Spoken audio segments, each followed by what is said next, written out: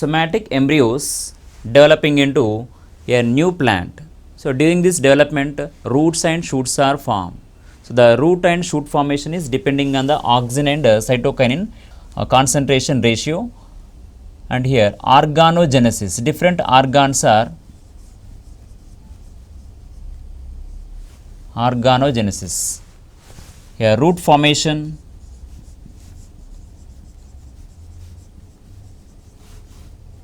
called as rhizogenesis. Here roots are formed.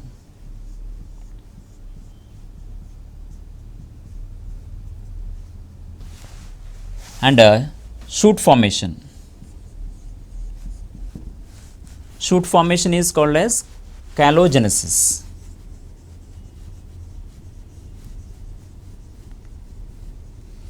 So root and shoot are formed. After the shoot formation, that is producing the leaves, fruits, so all the parts also. So this root and shoot formation is called as organogenesis. The organogenesis, it is depending on the auxin and cytokinin concentration. So generally auxins induce the root formation, and cytokinins induce the shoot formation. Root formation is induced by auxins, phytohormones. Shoot formation is induced by cytokinins. Here shoot is formed.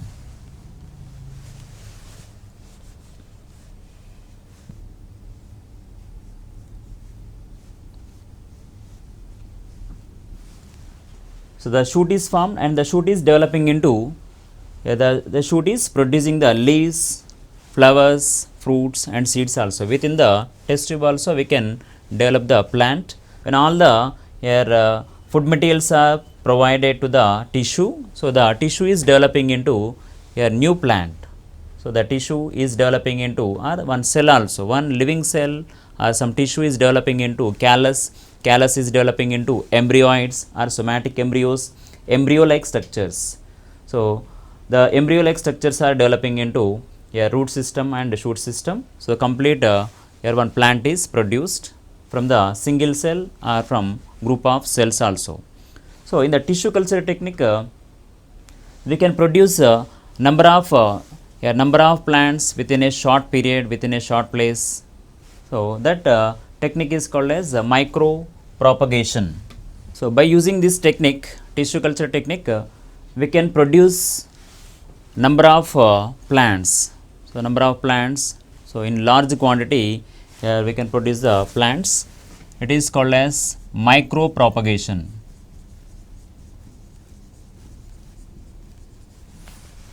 Within a limited space and within a short period, we can produce here some thousands of plants also. So it is called as micropropagation. By natural or traditional methods or conventional methods, some plants, the breeding is generally after the breeding, or the plants are producing the seeds. The seeds develop into plants, but the plant production is it is taking so much time. So here by micropropagation technique, by using micropropagation technique, we are producing large quantity of plants. So we are number of plants, we can produce a number of plants within a short period and a short space also. So it is called as micropropagation. So by this micropropagation technique, here number of commercial plants, commercially important plants, economically important plants are produced in large quantity. So it is about micropropagation. And next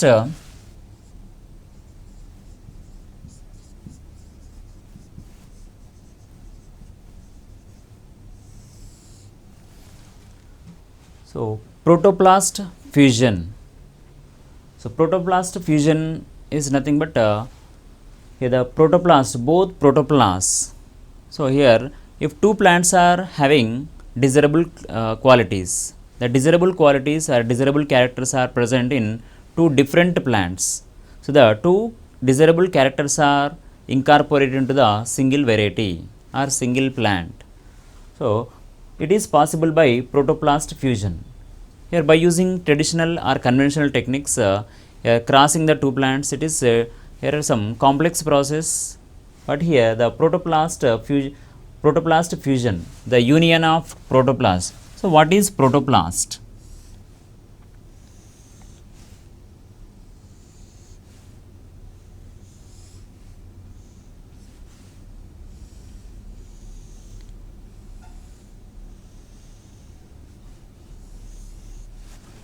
So within the cell, within the plant cell, here one cell wall, outer layer, outer boundary is cell wall, and it is the plasma membrane. It is nucleus. So if we remove the cell wall, if we remove the cell wall, here this, if the cell wall is removed from the plant cell, the remaining material is called as, it is called as protoplast. So completely the remaining material is called as protoplast. So the cell wall is, when the cell wall is removed from the plant cell, the remaining material is called as protoplast. So one living membrane is there, and inside protoplasm is present. So the total inner contents called as total, including plasma membrane and protoplasm, it is called as protoplast. So the protoplasts from two different plants, they are fused, they are combined. So the protoplast fusion, here protoplast is the protoplast is nothing but protoplasm, plasma membrane,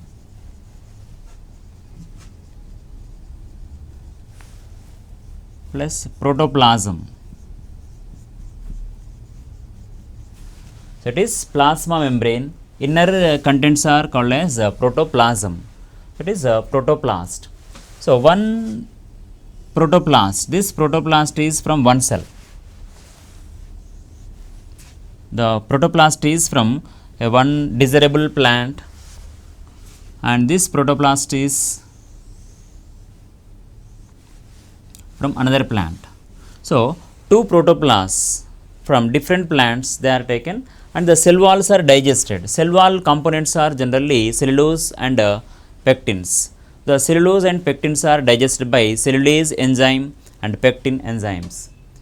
Pectinase enzymes. Cellulose and pectins are digested by cellulose, and pectins are digested by cellulase and pectase enzymes. Cellulose is digested by cellulase. Pectins are digested by pectase enzymes. So the cell wall components are digested by cellulase and pectase enzymes. After the digestion of cell walls, the remaining components, the remaining material is called as protoplast. The protoplast is from one cell or one plant, and this is from one other plant. So both are having desirable qualities. These two are combined. So when the two are combined,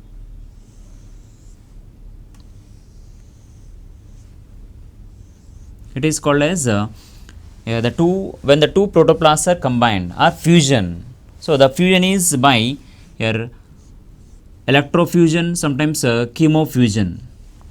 Here polyethylene glycol, by using polyethylene glycol, or it is one chemical, by using chemicals, by using here chemofusion, by using chemofusion or by using electrofusion. Here we can combine the two protoplasts. The two protoplasts are fused. So after the fusion of protoplasts, sometimes two nuclei are present. Sometimes the two nuclei are also fused.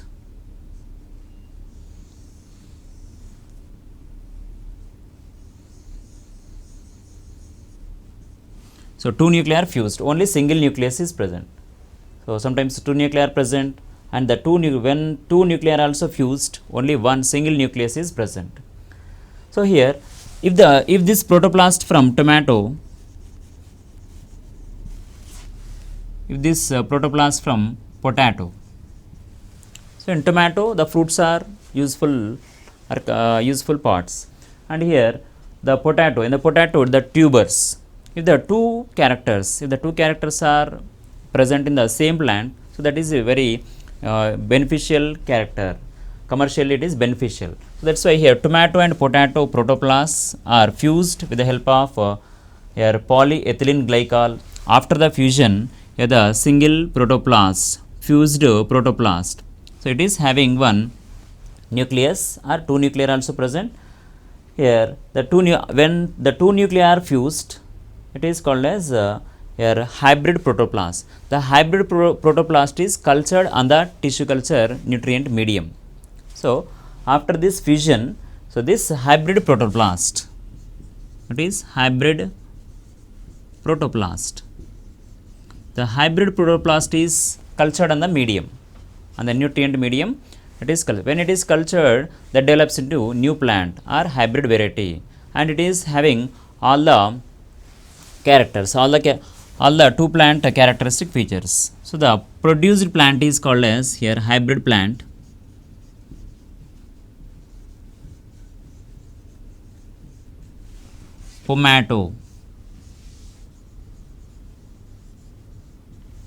Tomato, potato, protoplasts are fused, and hybrid protoplast, when it is cultured on the medium, that develops into a plant, that is hybrid plant, having called as a pomato. The pomato, it is unfortunately it is not having the all the characteristics. So here only a few characteristics are present of these two plants. So pomato is it was not successful commercially. So pomato, but here we can fuse the two protoplasts from desirable plants, and the hybrid protoplast can be cultured in the tissue culture medium, and that develops into a new plant. It is a protoplast fusion. By using protoplast fusion, we can fuse the two protoplasts of desired plants. By using tissue culture technique, we can produce the plants, required plants in large quantities within a short period, in short space, limited space. It is micropropagation. And we can produce haploid plants. Haploid plants are, what is haploidy? Ploidy, the number of sets. If one cell is having only one set of chromosome, so that is haploid. If two sets are present, that is diploid. If three sets are present, that is triploid. So the ploidy is nothing but haploid. Haploid is nothing but the single set of chromosome. If one genome, here human cell,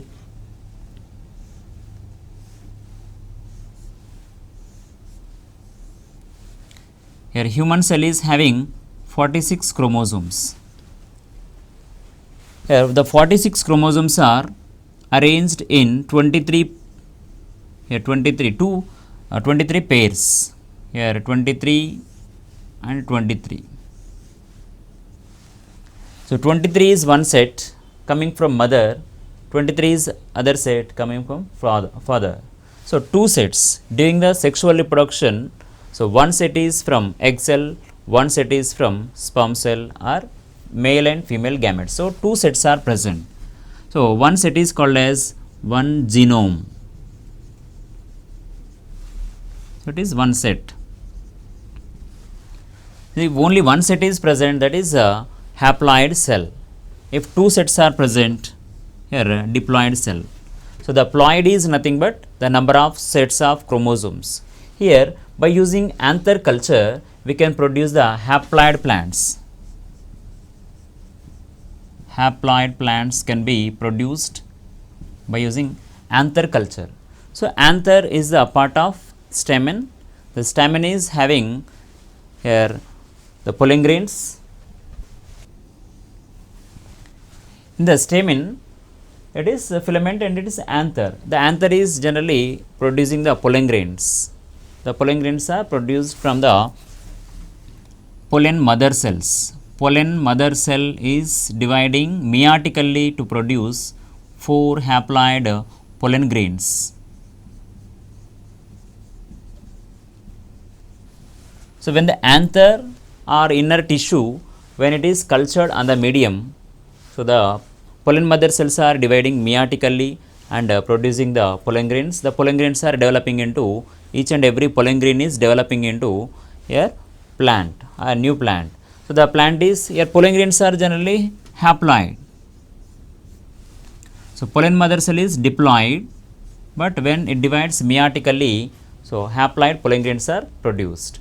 So the haploid pollen grains develop into new plants.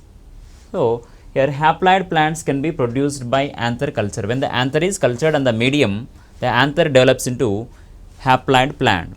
These haploid plants are here used in the other hybridization or other breeding techniques. So here some plants are triploid plants. When the haploid plant and the diploid plant, when the two are here crossed, a triploid plant is produced. Triploid plant. So in the breeding technique, generally haploid plants, wherever they are necessary, wherever they are important, so these haploid plants are used. So when the haploid plants are here crossed with the diploid plants, here triploid plant is produced. So one example is here Citrullus vulgaris. Citrullus vulgaris. Here seedless watermelon. So Citrullus vulgaris is one triploid plant that is produced by by this method. Okay, here by using anther culture we can produce haploid plants. Haploid plants are here used in the breeding techniques, plant breeding techniques. So it was anther culture was firstly developed by Guha and Maheshwari.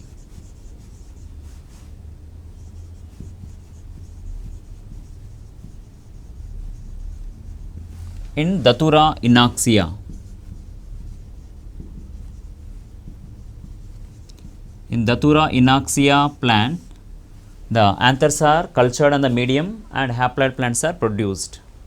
First haploid plants were developed by these scientists Guha and Maheshwari. And embryo culture also, embryo culture or other parts also we can culture or we can develop into new plants. So sometimes the embryos are immature. After the sexual reproduction, the zygote is developing. Zygote develops into embryo.